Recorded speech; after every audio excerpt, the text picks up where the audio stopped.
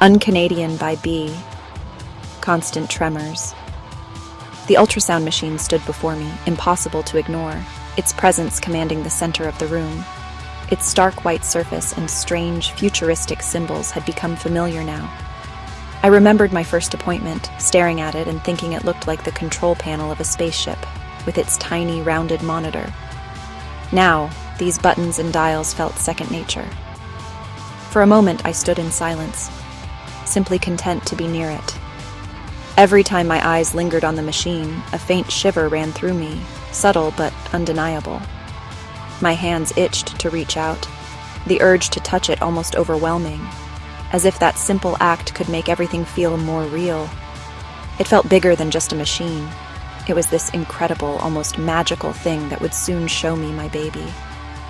My chest tightened as I rubbed my tiny bump. Our baby, I thought, sending another shiver through me. This wasn't my first time here. I knew the routine by now. The tech would tell me to lift my blouse, so I did without waiting, revealing the curve of my belly. The loose-fitting clothes had been deliberate, chosen for this exact moment. I'd planned everything with obsessive care, every step of getting ready, every word I might say, every way I'd imagined this day unfolding. Almost, except one. I glanced at James, hoping the gadgetry might spark some flicker of curiosity or awe. But his expression stayed the same, unmoved, stoic. I need to see something there, anything to steady the anxiety rising in me. What if he never feels it? James's silence felt different now, not just cold but bratty, like a sulking child, arms folded, lips pressed tight. I did that. I pushed him. My fault. I should have been more patient. I should have let him play his piano, let it spill out through his fingers. I could have adapted, like I always did. I had to make this about me. I rubbed my stomach, a small instinctive gesture as if the motion could calm the fluttering panic. He'll come around, I told myself. He has to. This is our baby. It's impossible not to love your own, isn't it? Stop it, Casey, I whispered under my breath. Stop doing this to yourself. The same cheerful, oblivious young woman walked in, snapping on a pair of gloves with practiced ease, as if she'd done it 1,000 times that morning. Her pale blue scrubs were simple and practical, just like her approach to the job. But that smile of hers, bright, open, and unassuming, hit you first, before anything else could register. "Good morning," she chirped, her voice so warm and upbeat it almost felt like sunlight cutting through the gray clouds of the room. She practically bounced as she moved. I love this part. You might not realize it, but this moment, it's huge. A memory you'll carry whether you like it or not, especially first-time dads. She flashed a wide smile, but her eyes flicked to James with a knowing look. Well, look who decided to grace us with his presence. A round of applause, everyone. I was starting to think the concept of fatherhood was optional. But better late than never, I suppose, she teased, her voice dripping with mock surprise. She leaned forward slightly, wagging a finger in James's direction. "But here you are, Mr. Grumpy Man himself," she added, her tone playful, almost taunting, as she exaggerated a dramatic pout. I knew that kind of forced brightness, the desperate kind trying to will the mood lighter. Maybe she thought she was helping. Maybe she thought she was in on some kind of joke. She laughed, light and easy, as if the tension didn't exist. "You're my challenge today. I'm going to make you smile. You're not the first dad sitting there scowling, arms crossed. You won't be the last. I'm not stopping smiling, and I'm not letting you ruin this today."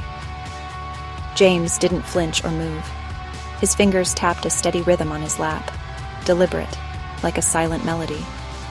The message was clear. He'd rather be anywhere but here. The hospital, the appointments, he resented it all. The tapping became automatic, like a child demanding attention.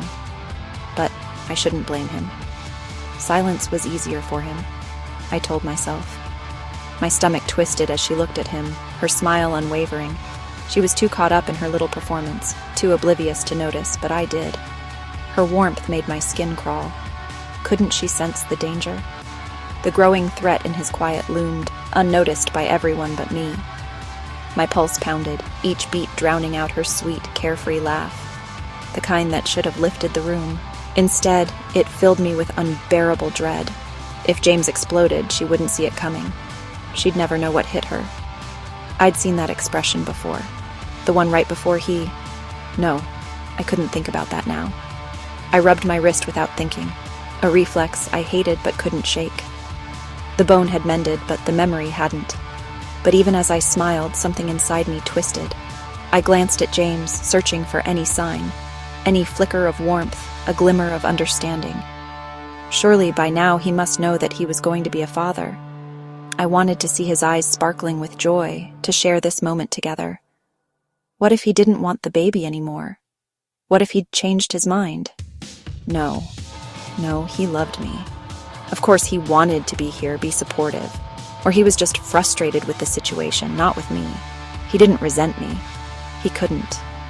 If only I hadn't snapped at him earlier. If I had just kept my voice down, softened my words. Maybe he wouldn't be this way. I could see it in his eyes. I could feel it, even in his silence. But he was still here, still breathing, still with me. I could fix this. I had to. It wasn't too late. I reached for the only distraction available, the bright energy of the ultrasound tech. Her voice buzzed around us, cheerful and relentless, as she adjusted the settings on the machine. The soft blue glow of the equipment lit up her face, casting a serene reflection that softened the edges of the room. The soft hum of the machine and her soothing voice began to drown out my fear, easing the tension that had gripped me. Her energy was infectious. Her joy was so genuine I couldn't help but smile back. My shoulders loosened a little. She had a way about her, steady, reassuring. Dealing with nervous mothers was part of the job, and she made it look easy. It gave me a moment to breathe, despite the knot in my stomach. This wasn't so bad, was it? Maybe everything would be okay. I found myself watching her, the way she moved, the ease in her steps. And for a moment I almost envied her. So confident, so full of light. She didn't see the darkness or what was to come, but I did. I knew what would happen. I'd spent years learning to predict it. I wanted to stop her before it was too late. She had no idea what James was capable of. But I did. I knew James. I knew her tactics would fail. When their eyes met, James's gaze turned abyssal, swallowing the light around him. It wasn't just anger that burned there. It was something ancient, a malice that felt older than time itself. His hate was a living thing, coiled and potent, as though it had been festering for generations, waiting for this moment to unfurl. Her smile faltered, but only for a moment. Then she straightened, her bright cheer snapping back into place like armor. The faint, fleeting tremor in her expression was gone so quickly I wondered if I'd imagined it. And yet James didn't miss it. I was sure of that. The crack in her resolve was small, almost imperceptible. But it was there, just for a moment. His smirk wasn't obvious, more a shift in the way he sat, a slight tilt of his head. But it sent a shiver up my spine. They were locked in a silent duel, one that neither would admit to fighting, but both were determined to win. She radiated unshakable good humor. He radiated cold disdain. Her chirpy words were gentle swings, his silence a steady, looming threat. The ultrasound machine beeped softly, pulling me back. Just like that, everything shifted. The tension that James had been building would explode right there in front of that unsuspecting woman. James hadn't moved. The tension in the room was thick and suffocating. The tech, oblivious, only doubled down on her brightness, her energy swelling into something almost manic. I could see it happening. She didn't understand that James wasn't the type to be won over with warmth, that his silence wasn't shyness, that her relentless cheerfulness wasn't breaking through. It was compressing him, tightening something, dark and buried. I knew this moment. I had lived it before. I wanted to stop her, to warn her, but I was trapped. Belly exposed, skin slick with gel, heart hammering. And then she laughed again. Too loud, too bright. There was nothing I could do. If you think this is just a story about an ultrasound, you're wrong. This is where it started. The moment before everything breaks, you'll see. Follow for part 2 of Tremors.